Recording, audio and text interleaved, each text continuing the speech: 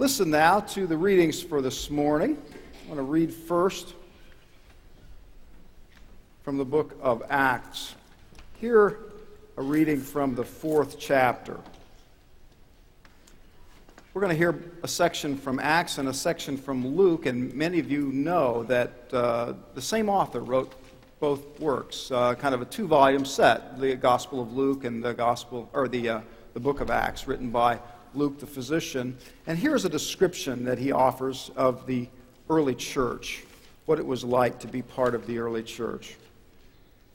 Now the whole group of those who believed were of one heart and soul, and no one claimed private ownership of any possessions, but everything they owned was held in common. With great power the apostles gave their testimony to the resurrection of the Lord Jesus, and great grace was upon them all. There was not a needy person among them, for as many as owned lands or houses sold them, and brought the proceeds of what was sold, and they laid it at the apostles' feet, and it was distributed to each as any had need. There was a Levite, a native of Cyprus, Joseph, whom the disciples gave the name Barnabas, which meant the son of encouragement. He sold a field that belonged to him, and then brought the money and laid it at the apostles' feet. And then turning back just a couple pages to the Gospel of Luke, the 15th chapter. Hear this reading. Now all the tax collectors and sinners were coming near to listen to Jesus, and the Pharisees and scribes were grumbling, saying, "This fellow welcomes sinners and eats with them." So he told them this parable. Which one of you, having 100 sheep and losing one of them, does not leave the 99 in the wilderness and go after the one that is lost until he finds it? And when he has found it, he lays it on his shoulders and rejoices. And then he comes home and he calls together his friends and neighbors, saying, "Rejoice with me, for I have found my sheep that was lost." Just so, I tell you, there will be more joy in heaven over one sinner who repents than over 99 persons who need no repentance. Or what woman, having 10 silver coins, if she loses one of them, does not light a lamp and sweep the house and search carefully until she finds it? When she has found it, she calls together her friends and neighbors, saying, "Rejoice with me, for I have found the coin that I had lost." Just so, I tell you, there is joy in the presence of angels of God over one sinner who repents. This is the word of the Lord. Thanks be to God. Let us pray. Grant, O Lord, that we might be the masters of ourselves to become the servants of others. Take our minds and think through them. Take our lips and speak through them. Take our hearts and set them on fire for Thee. Amen.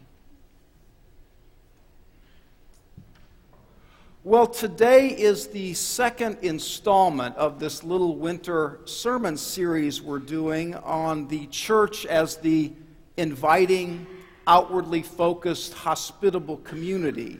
And that theme largely, of course, is in anticipation of that upcoming visit of Debbie Nixon, which I do hope you'll take time to register for and come to. What she'll do on that day is, drawing from her success in this church in Kansas, kind of flesh out for us what's worked for them in fostering a culture in the church, which is, all of our responsibilities. The climate of the church is not just the responsibilities of the leaders, though it is that, but beyond that, all of us have this part to play in cultivating a sense of welcome and outward reach and focus that helps connect others to God who aren't currently connected in a direct way, and to do that gently and joyously and in a way that's consistent with who we are. So today, the sermon centers around being clear about our purpose in the first place as we get started on that process by asking the very basic question, why the church?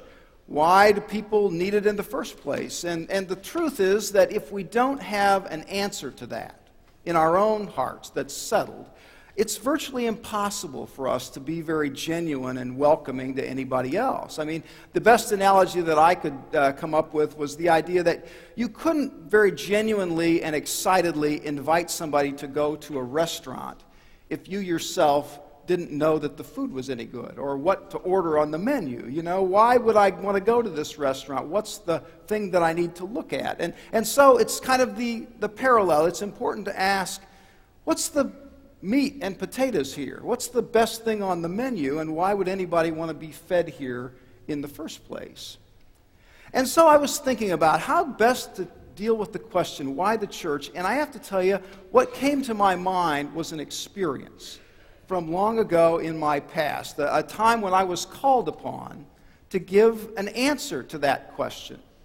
It was in my first year as a full-time minister. I was in my first assignment, still living in Colorado, still taking classes at the seminary, but I had been assigned at the ripe old age of 23, 31 years ago, to be the pastor of the little Union Congregational Church in Crested Butte, Colorado, a little ski town on the western slope.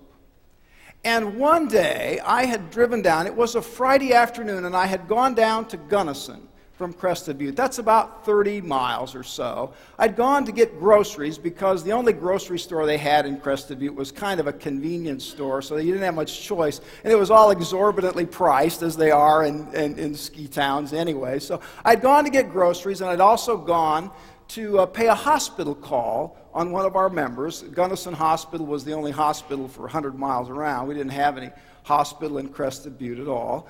And so I had gone to do my chores on a Friday, and late in the afternoon, I was heading back home, getting to the north edge of Gunnison on Highway 135, if you know that area at all. Crested Butte's at the end of the road, 30 miles north of Gunnison on Highway 135. And as I started to leave Gunnison, on the north side of town, just off the main highway, I saw a man hitchhiking. He was about my age at the time, 20-something, probably a little older than me, actually. And there he was, standing beside the road, big mountaineering backpack on, obviously chock full of stuff, and some very professional quality skis lashed to that, and an ice axe, all of which pointed to the fact that this was probably a pretty serious outdoor person, which was a common sight in western Colorado in the winter, ski season country. It's not unusual. And there he was, thumb out, heading toward the ski area. It was spitting snow and windy out, and so I stopped and picked him up, which also was not that uncommon. People frequently tried to hitchhike. Gunnison was both the airport stop and the bus stop, and there was no public transportation up to the ski area, so it was not uncommon to see people trying to hitchhike up. And so I picked him up. And right away, I could tell two things about this man. The first thing I could tell is he wasn't from around here. He wasn't from Colorado, that's for sure. But he had this very thick European Teutonic accent, which I later learned was Austrian. He was from Austria, so he was a long way from home.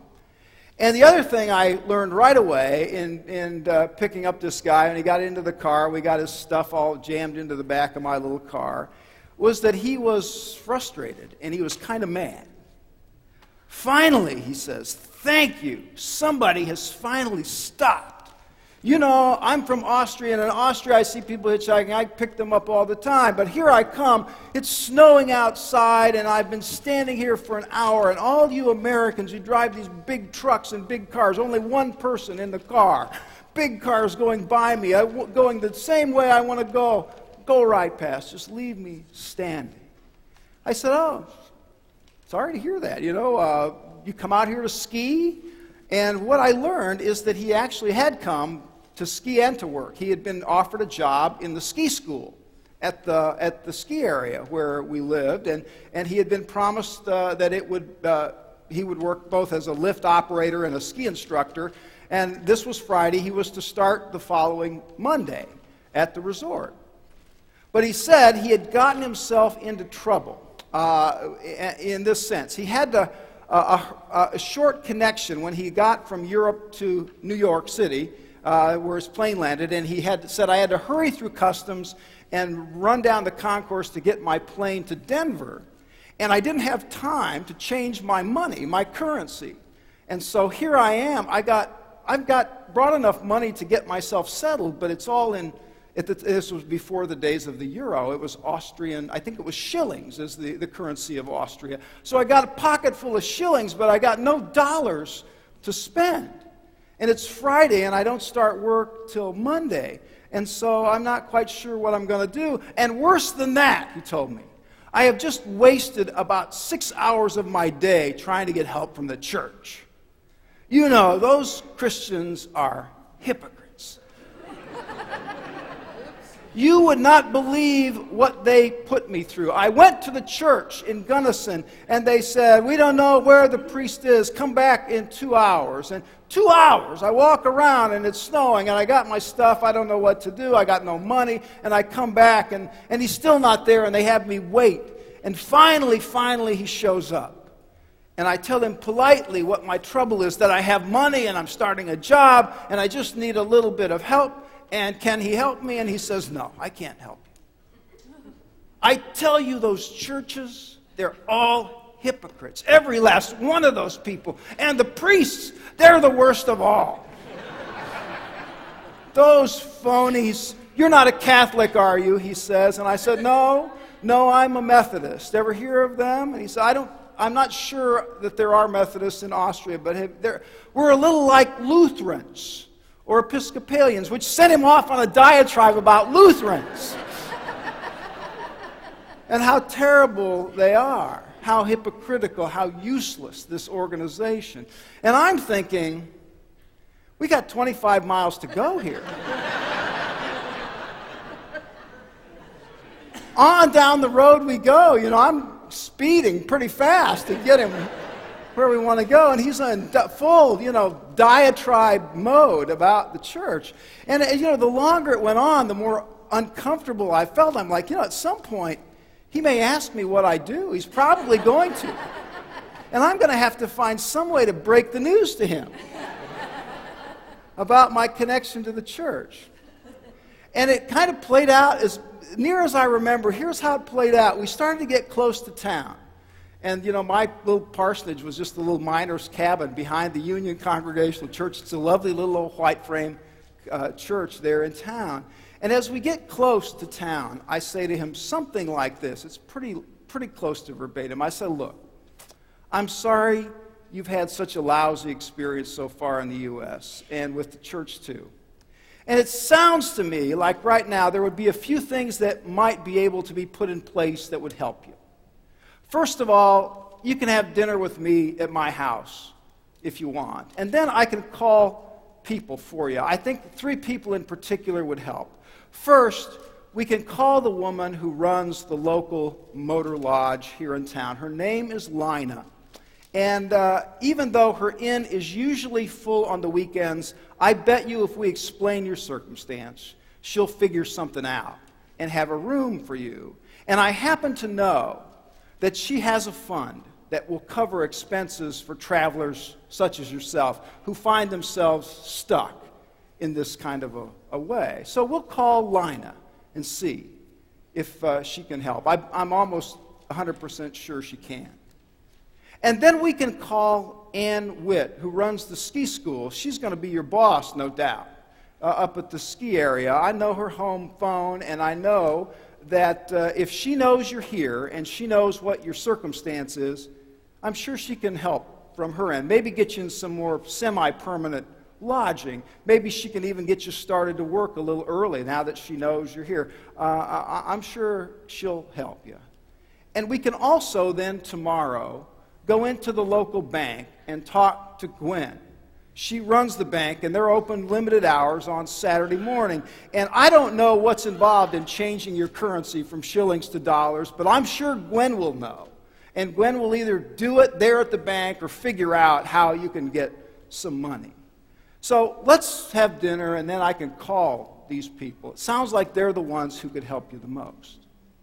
And he said to me something like this. He said, wow, that's amazing. How is it you happen to know all these people personally? And how come you're so sure that they're going to step up and help in the way that you're going to help? And it was like God, in my first year as a minister, it was like God was lobbing me a softball to hit out of the park. Because it was such a great setup. Best one I've ever had in my life. It was my cue. And I said, well, I'll tell you how I know it. Lina at the Motor Lodge, she's the chairperson of our church's administrative board. And that fund that I was telling you about, that's the fund that our church contributes to, the Travelers Aid Fund, so that she can help people who are stuck, like you're stuck. And Ann, who runs the ski school, she teaches our vacation Bible school in the summer. She never misses on Sunday morning. And she's the kind of person who's just got the depth of commitment and faith that if she knows you're in trouble, I have no doubt she'll go out of her way to help you. And Gwen at the bank, she's our church's treasurer. She's a fourth-generation resident of this valley. Her family have been ranchers here, and they helped found. You see that little church over there? That's the church her ancestors helped to build. And it was like he was frozen in the seat right there beside me. And finally, he said to me, "So you're the priest?" And not wanting to get into a conversation about theological nuances, I said, "Yes, I am." And I have to tell you, that's been 32 years since that happened. And I have heard a lot of people gripe about the church and its phoniness and the hypocrisy of the clergy and all of that. But I have never had the opportunity to answer in a way as satisfying as I did on that day. Why the church? My point in telling you that long story is to say, I think all of us have to have an answer out of our own experience to that question. Why the church? It's not that my Austrian friend did not have a point. The Lord knows the church can be hypocritical. It can lose its way. It does on a regular basis. We sometimes forget that this is serious business, being part of the church. The church, was not started by some bishops who huddled up somewhere and said, we need to come up with some job for us for the next 2,000 years. The church was started by Jesus, of course. It's Jesus who thought this was a good idea in the first place. It's Jesus who called people together and said, it's not possible to follow me on your own in a solitary way. He himself needed 12 disciples to be with him and to encourage him along the way. And he then pulled them together and said, you're going to be a community that extends the work that I'm doing. You're going to be my hands and feet. You're going to pool your efforts like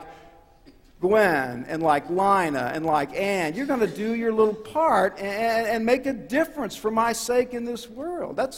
It's Jesus' idea that we have this place in the first place. He called Simon out.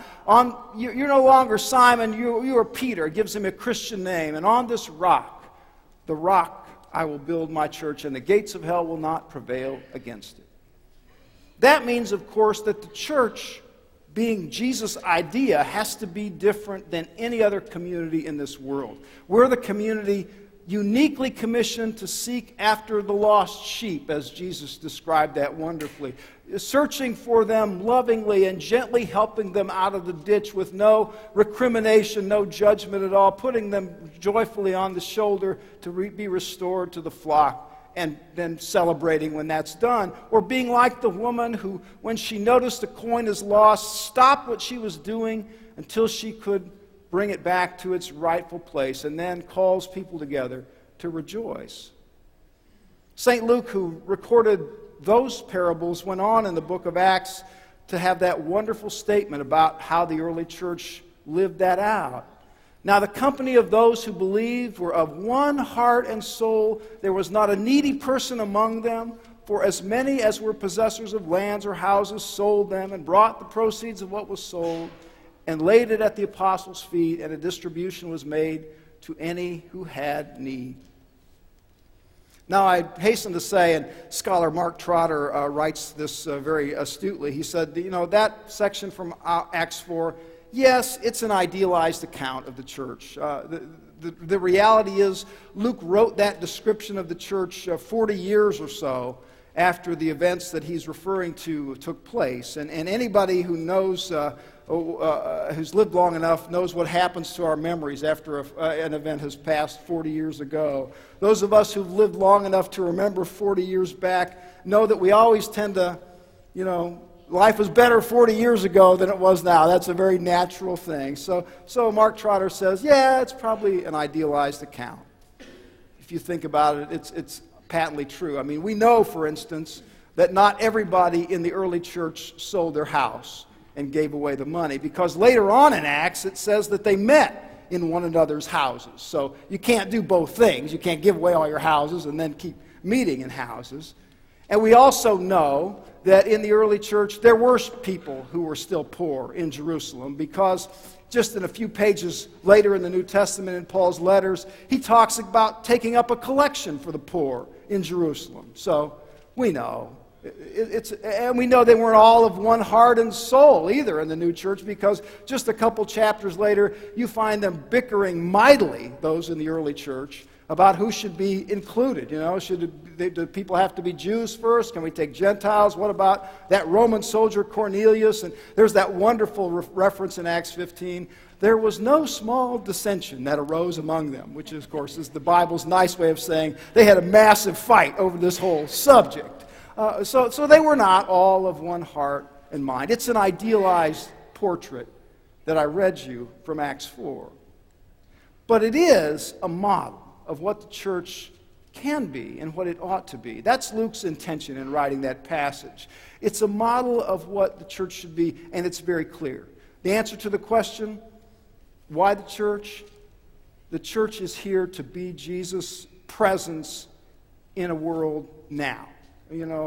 Giving the care that Jesus would give if he were standing in this room in his physical body right now. The church, why the church? It's Jesus' hands, it's Jesus' feet, it's Jesus' voice with the message of grace that can transform the world and give hope to people who find themselves standing by the road with their thumb out on a snowy day, wishing somebody would help them and looking for some bit of good news and not finding it. That's why the church. That's why the church. And the truth is, when you think about that, if that's our calling, to be the hands and feet and voice of Jesus, we can't do that if we're too laid back. I mean, we Methodists, we try to have an ease about us with our faith. We try not to be, grabbing people by the lapels, and that's to be celebrated, let me say. But we can't live that out, the hands and feet of Jesus, if our only objective is to lay back or thinking, well, we'll step up and do that someday in the future, or maybe someone else in our congregation is better suited to do it than us. I'm telling you, the someone God needs to be the hands and voice and feet of Jesus is you. And the someday God needs the church to step up and be that truly authentic community of love and grace and acceptance. As always, in every generation, it's now. I don't know what happened to my long ago Austrian friend, but I know that day he found out that when the church really acts like a church, what looks like a day that's only bad news turns out to be a day that feels a lot more like spring than winter. And a day that looked like it was filled only with problems, in one fell swoop, becomes just at the right moment God's gracious answer.